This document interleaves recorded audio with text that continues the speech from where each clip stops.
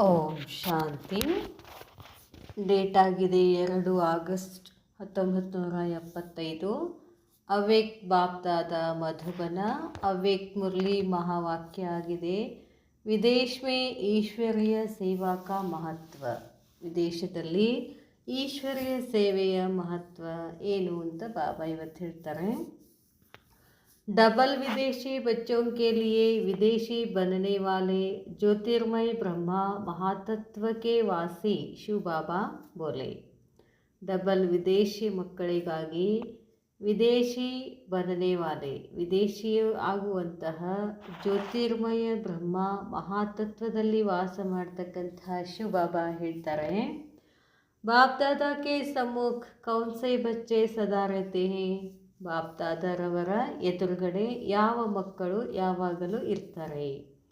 ಸದಾ ಸಮ್ಮುಖ ರಹನೆ ವಾಲೆ ಬಚ್ಚೋं की ವಿಶೇಷತಾ ಕ್ಯಾ ಹೇ. ಯಾವಾಗಲೂ ಬಾಬಾರವರ ಸಮ್ಮುಖದಲ್ಲಿ ಇರುವಂಥ ಮಕ್ಕಳ ವಿಶೇಷತೆ ಏನಾಗಿದೆ. ऐसे विशेष आत्माओं के प्रति बाप दादा को विशेष रूप से मिलन मनाना होता है. ಈ ತರಹ ವಿಶೇಷ ಆತ್ಮಗಳ ಪ್ರತಿಯಾಗಿ ಬಾಪ್ ದಾದಾನೂ ಕೂಡ ವಿಶೇಷ ರೂಪದಿಂದ ಮಿಲನ್ ಮಾಡಬೇಕಾಗ್ತದೆ. ऐसे बच्चों को नैनों के सितारे व जहान के नूर कहा जाता है. ಇಂಥ ಮಕ್ಕಳನ್ನು ಕಣ್ಣಿನ ನಕ್ಷತ್ರಗಳು ಅಥವಾ ಸ್ವರ್ಗದ ಪ್ರಕಾಶ ಅಂತ ಹೇಳಲಾಗ್ತದೆ. जैसे स्थूल शरीर के अंदर सबसे विशेष और सदा आवश्यक अंग नयन है. ಹೇಗೆ ಈ ಸ್ಥೂಲ ದೇಹದ ಒಳಗಡೆ ಎಲ್ಲದಕ್ಕಿಂತ ವಿಶೇಷವಾದ ಅಂಗ, ಸದಾ ಅವಶ್ಯಕವಾಗಿರ್ತಕ್ಕಂಥ ಅಂಗ ಯಾವುದೋ ಅದು ಕಣ್ಣಾಗಿದೆ. ನಯನ್ ನಹಿ ತೋ ಜಹಾನ್ ನಹಿ, ಕಣ್ಣಿಲ್ಲ ಅಂದರೆ ಸ್ವರ್ಗ ಇಲ್ಲ. ಇಸಿ ಪ್ರಕಾರ ಐಸೆ ಬಚ್ಚೆ ಉತನೆ ವಿಶೇಷ ಗಾಯೆ ಹುಯೇ ಹೇ. ಇದೇ ಪ್ರಕಾರವಾಗಿ ವಿಶೇಷ ಮಕ್ಕಳ ಗಾಯನನು ಕೂಡ ವಿಶೇಷ ಆಗಿದೆ. ऐसे बच्चे सर्विसेबल होने के कारण विश्व के लिए व जहान के लिए नूर अर्थात प्रकाश अथवा ज्योति के समान है. ಇಂಥ ಸೇವಾಧಾರಿ ಮಕ್ಕಳು ಸರ್ವಿಸೇಬಲ್ ಹೋನೆಗೆ ಕಾರಣ, ಅಂಥ ಮಕ್ಕಳು ಸೇವಾಧಾರಿ ಆಗಿರುವುದರ ಕಾರಣ ವಿಶ್ವದ ಸಲುವಾಗಿ ಅಥವಾ ಈ ಸ್ವರ್ಗ ಮಾಡುವುದರ ಸಲುವಾಗಿ ಅವರು ಏನಾಗಿದ್ದಾರೆ, ನೂರ್ ಅಂದರೆ ಪ್ರಕಾಶ, ಜ್ಯೋತಿಯ ಸಮಾನಾಗಿದ್ದಾರೆ. ಜೈಸೆ ಜಾನ್ ಕೆ ಲಿಯೆ ನಯನ ಅವಶ್ಯಕ ಹೇ.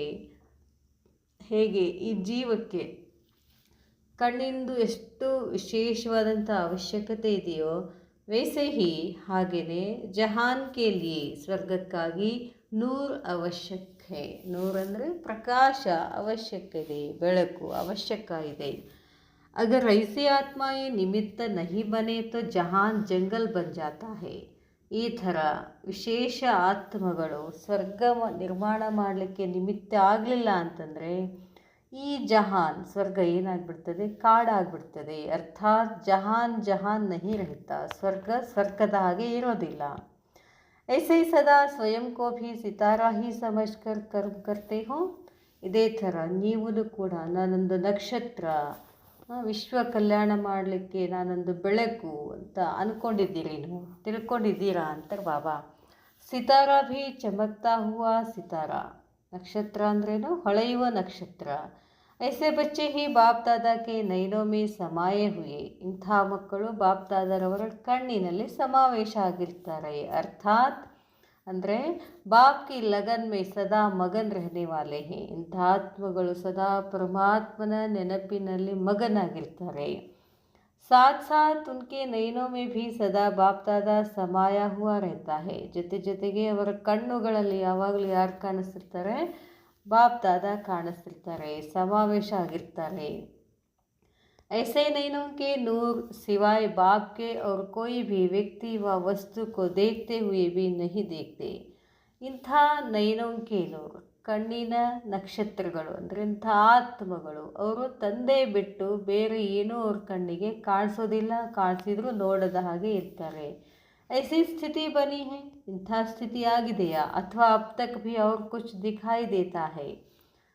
ವಿಶ್ವದಲ್ಲಿ ಏನೇನು ವಿನಾಶಿ ವಸ್ತುಗಳು, ವಿನಾಶಿ ಮಾನ್ ಶಾನ್ ಏನಿದೆಯೋ ಅದೆಲ್ಲ ನೋಡಲಾರಾಗಿದ್ದೀರೋ ಅಥವಾ ಇನ್ನೂ ಕಾಣಿಸ್ತಾ ಇದೆಯೋ ಅಂತ ಕೇಳ್ತಾರೆ ಬಾಬಾ. किसी में भी अंश मात्र कोई रस दिखाई देता है ಯಾವುದರಲ್ಲಾದ್ರೂ ಸ್ವಲ್ಪ ಆದ್ರೂ ಕೂಡ ನಿಮಗೆ ಅದು ಬೇಕು ಅಂತ ಅನ್ನಿಸ್ತಿದೆ ಏನು असर असार संसार अनुभव होता है ಈ ಸಂಸಾರ ಏನಾಗಿದೆ ಅಸಾರ ಆಗಿದೆ ಅಂತ ಅನುಭವ ಆಗ್ತಿದೆಯಲ್ಲ यह सब मरे ही पड़े हैं ಇಡೀ ಜಗತ್ತೇನಾಗಿದೆ ಸತ್ ಬಿಟ್ಟಿದೆ ಅಂತ ಹೇಳ್ತಾರೆ ಬಾಬಾ ಐಸಾ ಬುದ್ಧಿ ದ್ವಾರ ಅನುಭವ ಹೋತಾ ಹೇ ಈ ಥರ ನಿಮಗೆ ಬುದ್ಧಿನಲ್ಲಿ ಬರ್ತದೇನು ಏನೂ ಇಲ್ಲ ಈ ಜಗತ್ತಿನಲ್ಲಿ ಎಲ್ಲವೂ ಸತ್ತದ್ದಿದೆ ಮುರ್ದೋ ಸೆ ಕೋಯಿ ಪ್ರಾಪ್ತಿ ಕಿ ಇಚ್ಛಾ ಹೋ ಸಕ್ತಿ ಹೇ ಸತ್ತ ಜಗತ್ತಿನಿಂದ ಏನಾದರೂ ಪ್ರಾಪ್ತಿ ಮಾಡ್ಕೊಳ್ತಕ್ಕಂಥ ಇಚ್ಛೆ ಏನಾದರೂ ಇದೆ ಏನು ಕ್ಯಾ ಕೋಯಿ ಸಂಬಂಧಕ್ಕೆ ಅನುಭೂತಿ ಹೋತಿ ಹೇ ಆ ಸಂಬಂಧ ಬೇಕು ಅವ್ರು ಬೇಕು ಇವ್ರು ಬೇಕು ಅಂತ ಏನಾದರೂ ಅನುಭೂತಿ ಆಗ್ತಿದೆ ಏನು ऐसे इच्छा मात्र अविद्या सदा एक के रस में रहने वाले ಈ ಥರ ಇಚ್ಛಾ ಮಾತ್ರ ಅವಿದ್ಯ ಆಗಿರುವಂತಹ ಯಾವಾಗಲೂ ಒಂದೇ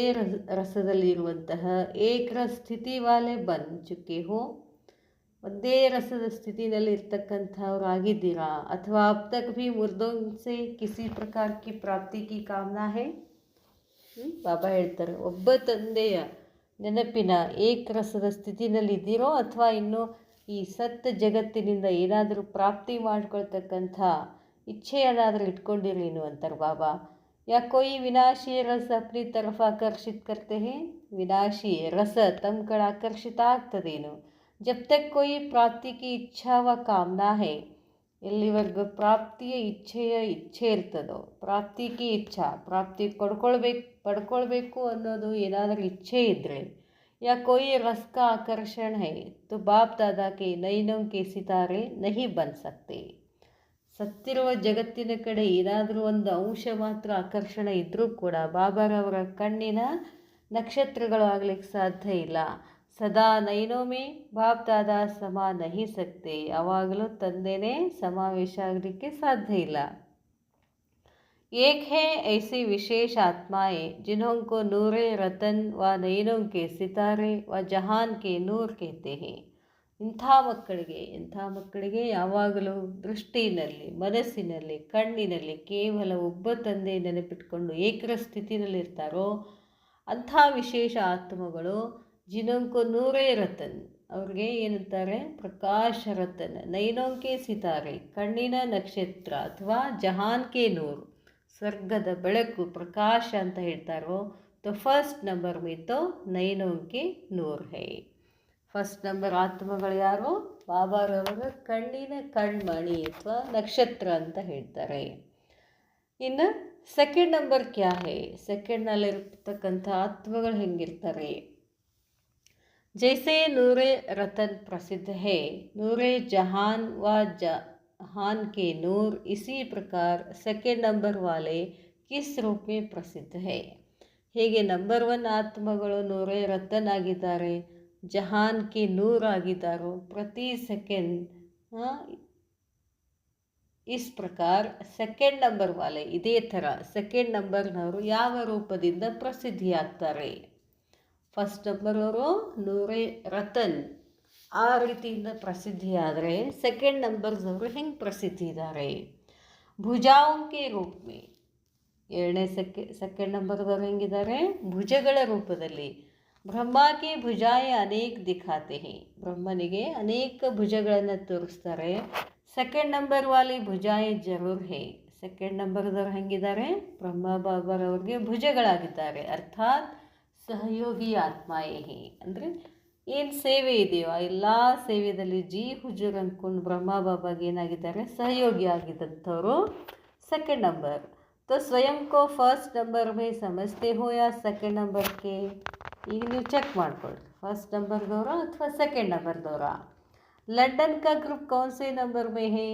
ಲಂಡನ್ನಿನ ಗ್ರೂಪ್ ಯಾವ ನಂಬರ್ನಲ್ಲಿದೆ जबकि डबल विदेशी ग्रुप ने बाप दादा का विशेष आह्वान किया है ಡಬಲ್ ವಿದೇಶಿ ಗ್ರೂಪ್ನವರು ಬಾಪ್ ದಾದಾರವ್ರಿಗೆ ವಿಶೇಷ ಆಹ್ವಾನ ಮಾಡಿದ್ದಾರೆ ವಿದೇಶಿ ತೋ ಸಬ್ ಹೇ ಲೇಕಿನ್ ಯಹ ಡಬಲ್ ವಿದೇಶಿ ಹೇ ಇರೋದಂತೂ ಎಲ್ಲರೂ ವಿದೇಶಿಗಳಾಗಿದ್ದೀವಿ ಆದರೆ ಅವರು ಲಂಡನ್ದವರು ಡಬಲ್ ವಿದೇಶಿಗಳು तो डबल विदेशियों को विशेष रूप से बाप दादा का शो करना पड़े ಡಬಲ್ ವಿದೇಶಿಯರಿಗಾಗಿ ವಿಶೇಷವಾದ ರೂಪದಿಂದ ಬಾಪ್ ದಾದಾರವರು ಶೋ ಮಾಡಬೇಕಾಯಿತು वह तब कर सकेंगे जब नैनों के नूर बनेंगे ಭುಜಾಯೇ ನಹಿ. ಅದು ಯಾವಾಗಂತಂದರೆ ನೀವು ಬಾಬಾರವರ ಕಣ್ಣಿನ ಕಣ್ಮನಿ ಆಗಬೇಕು, ಭುಜಾಯಿ ಅಲ್ಲ.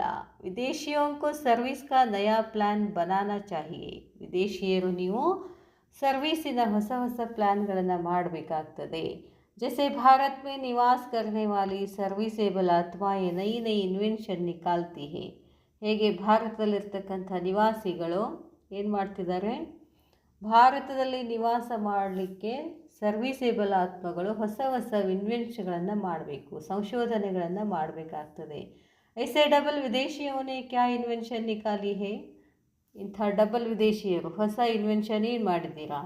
जैसे भारत में निकली हुई विदेश में भी करते हो, वैसे विदेश की इन्वेंशन फिर भारत में हो. अब ಹೇಳ್ತಾರೆ जैसे भारत में निकली हुई विदेश में, जैसे भारत में निकली हुई विदेश में भी करते हो. अब ಹೇಳ್ತಾರೆ ಹೇಗೆ ಭಾರತದಲ್ಲಿ ಹೊಂಟಂಥ ವಿದೇಶಿಯರಲ್ಲಿನೂ ಕೂಡ ವಿದೇಶ್ ಕಿ ಇನ್ವೆನ್ಷನ್ ಫಿರ್ ಭಾರತ್ ಮೇ ಹೋ. ಹೇಗೆ ಭಾರತದವರು ಹೋಗಿ ವಿದೇಶದಲ್ಲಿ ಇನ್ವೆನ್ಷನ್ ಮಾಡ್ತಾರೋ ಹಾಗೆ ವಿದೇಶ್ ಕಿ ಇನ್ವೆನ್ಷನ್ ಭಾರತದಲ್ಲಿ ಮಾಡಬೇಕು. ಜೈಸೆ ಪ್ರದರ್ಶನಿ फेयर प्रोजेक्टर शो व गीता पाठशाले यह भारत में निवास करने वालों की इन्वेंशन है. ऐसे विदेशियों ने क्या इन्वेंशन की है. ಈ ಥರ ವಿದೇಶಿಯವರು ಏನು ಇನ್ವೆನ್ಷನ್ ಮಾಡಿದ್ದೀರಾ. मैरिशस में प्राइम मिनिस्टर को बुलाया था. किसी को बुलाना यह भी यहाँ से शुरू हुआ है, लेकिन उसको प्रैक्टिकल में वहाँ लाया है. भारत ने प्रैक्टिकल नहीं किया, यह तो ठीक है. ಭಾರತದವರು ಪ್ರಾಕ್ಟಿಕಲ್ ಮಾಡಿಲ್ಲ, ಸರಿಯಾಗಿದೆ. ಜೋ ಕುಚ್ ಕಿಯಾ ಹೈ ಉಸ್ಕೆ ಲಿಯೇ ಬಾಪ್ ದಾದಾ ಧನ್ಯವಾದ ಕೇಳ್ತೆ ಹೇ. ಸರಿ, ನೀವೆಲ್ಲ ಏನೇನು ಮಾಡಿದ್ದೀರೋ ಅದಕ್ಕೆ ನಾನು ಧನ್ಯವಾದ ಹೇಳ್ತೀನಿ ಅಂತ ಬಾಬಾ ಹೇಳ್ತಾರೆ.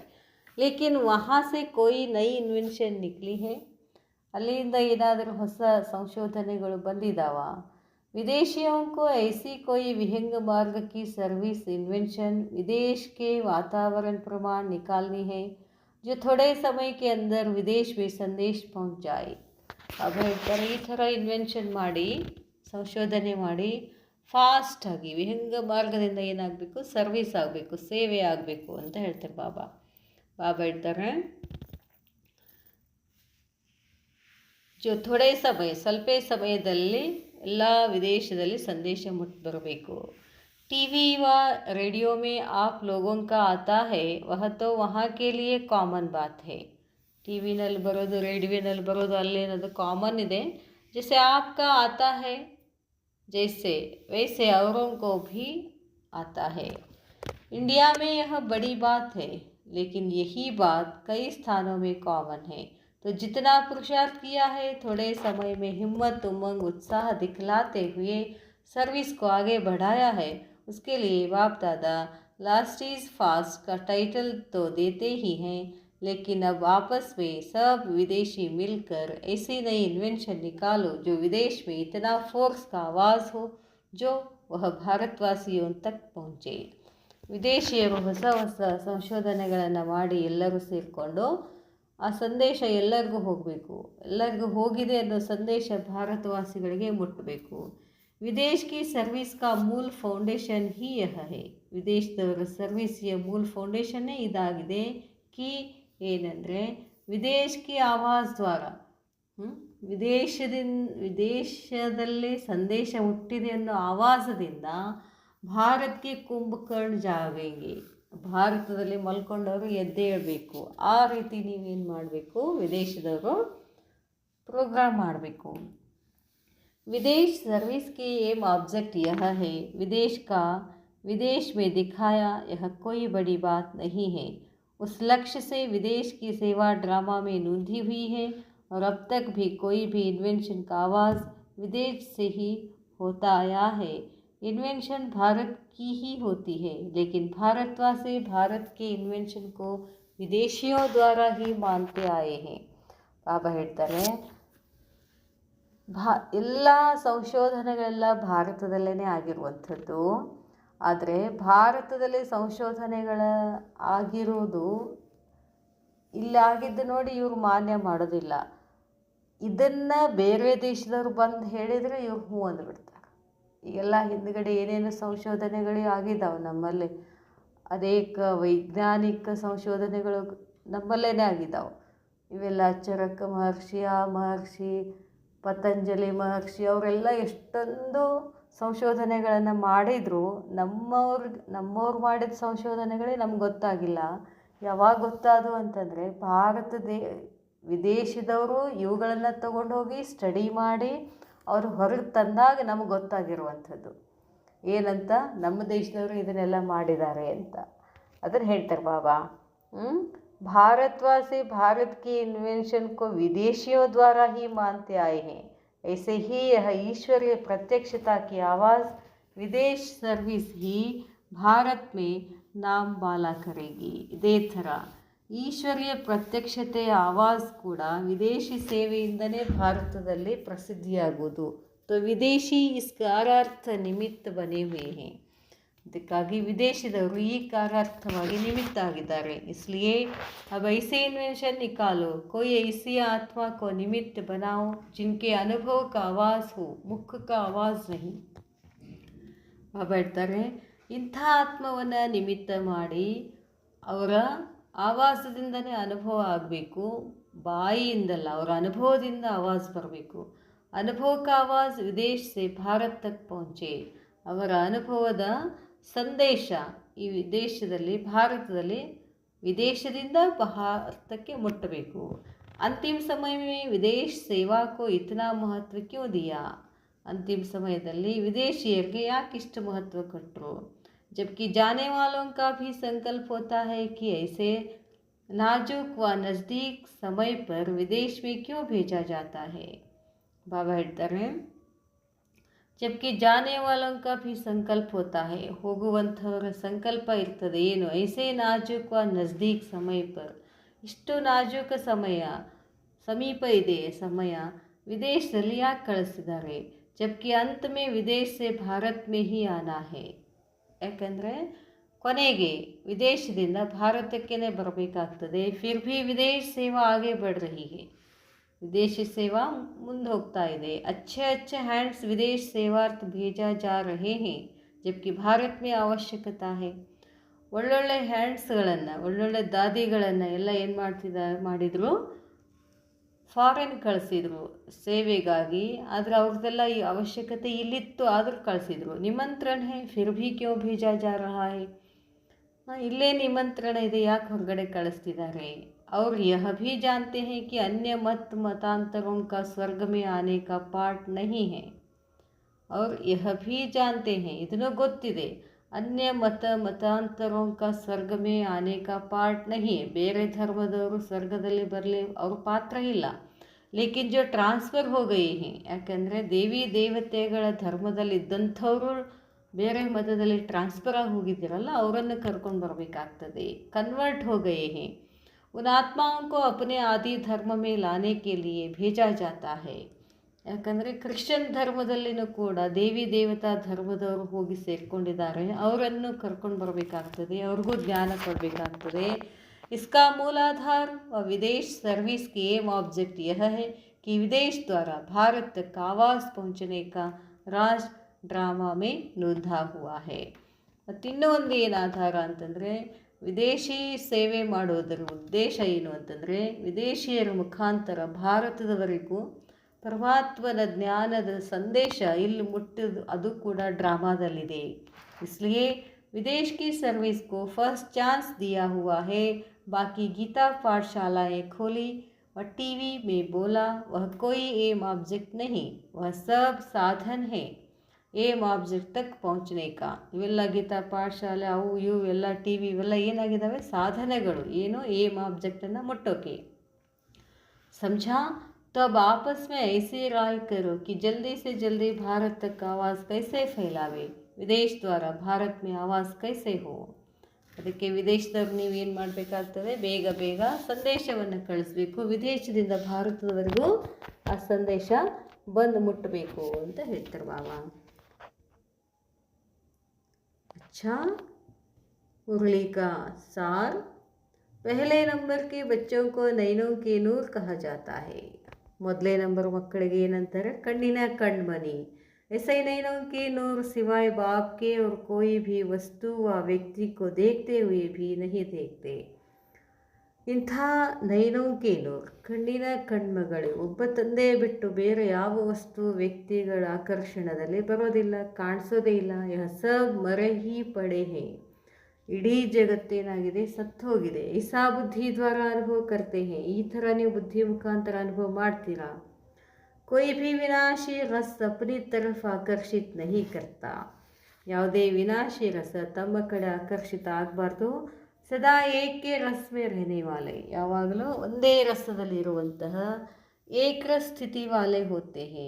ಐಸೆ ಬಚ್ಚೆ ಸರ್ವಿಸೇಬಲ್ ಹೋನೆ ಕಾರಣ, ಇಂಥ ಮಕ್ಕಳು ಸೇವಾಧಾರಿ ಆಗಿರುವುದರ ಕಾರಣ ವಿಶ್ವಕ್ಕೆ ಲಿಯೇ ವ ಜಹಾನ್ ಕೆ ಲಿಯೇ ನೂರ್ ಅರ್ಥಾತ್ ಪ್ರಕಾಶ್ ವ ಅಮರ ಜ್ಯೋತಿ के समान है.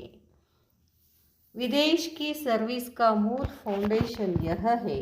ವಿದೇಶಿಯ ಸೇವೆಯ ಮೂಲ ಫೌಂಡೇಶನ್ ಏನಂದರೆ ವಿದೇಶಿ ಆವಾಜ್ ದ್ವಾರ, ವಿದೇಶಿಯ ಸಂದೇಶದ ಮುಖಾಂತರ ಭಾರತಕ್ಕೆ ಕುಂಭಕರ್ಣ ಜಾಗೆಂಗೆ. ವಿದೇಶಿಯರು ಬಂದು ಹೇಳಿದ ಮೇಲೆ ಭಾರತದ ಕುಂಭಕರ್ಣರು ಏನಾಗ್ತಾರೆ, ಎಚ್ಚರ ಆಗ್ತಾರೆ. ವಿದೇಶ ದ್ವಾರ ಭಾರತ ತಕ್ ಆವಾಜ್ ಪਹੁಂಚನೆ ಕಾ ರಾಜ್ ಡ್ರಾಮಾ ಮೇ ನೂಂದಾ ಹುವಾ ಹೇ. ವಿದೇಶಿಯರ ಮುಖಾಂತರ ಭಾರತದವರೆಗೂ ಬಾಬರವರ ಸಂದೇಶ ಮುಟ್ಟುವಂಥ ರಹಸ್ಯ ಡ್ರಾಮಾದಲ್ಲಿ ಫಿಕ್ಸ್ ಇದೆ. सदा अपने को विशेष आत्मा समझते हुए मनसा वाचा कर्मणा विशेष संकल्प वाणी और कर्म करते. ಸದಾ ಅಪನೇಕೋ, ಯಾವಾಗಲೂ ತಮ್ಮನ್ನು ತಾವು ವಿಶೇಷ ಆತ್ಮ ಅಂತ ತಿಳ್ಕೊಂಡಿದ್ದೀರಿ ಅಂತಂದರೆ ಮನಸ ವಾಚ ಕರ್ಮಣ ವಿಶೇಷ ಸಂಕಲ್ಪ ವಾಣಿ ಮತ್ತು ಕರ್ಮ ಮಾಡ್ತಾರೆ. ಅಚ್ಚಾ. ಓಂ ಶಾಂತಿ.